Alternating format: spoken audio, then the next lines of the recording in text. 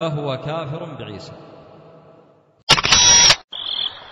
ثم هؤلاء يؤلهون عيسى، فالنصارى 3 طوائف، منهم من يقول إن عيسى هو الله، ومنهم من يقولون إن عيسى ابن الله، ومنهم من يقول إن الإله 3، ويجعلون عيسى جزءا من الإله.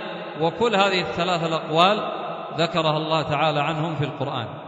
لقد كفر الذين قالوا إن الله هو المسيح ابن مريم، لقد كفر الذين قالوا إن الله ثالث 3، وقالت اليهود عزير ابن الله، وقالت النصارى المسيح ابن الله، ذلك قولهم بأفواههم. فهم غير مؤمنين بعيسى، مكذبون لعيسى عليه الصلاة والسلام، يدعون إلهيته من دون الله. عيسى تبرأ ممن يقول هذا القول. وإذ قال الله يا عيسى ابن مريم أأنت قلت للناس اتخذوني وأمي إلهين من دون الله، هل أنت قلت هذا؟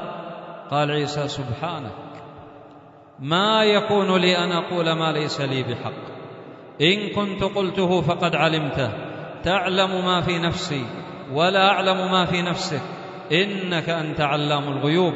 ما قلت لهم إلا ما أمرتني به، أن اعبدوا الله ربي وربكم، وكنت عليهم شهيدا ما دمت فيهم، فلما توفيتني كنت أنت الرقيب عليهم وأنت على كل شيء شهيد.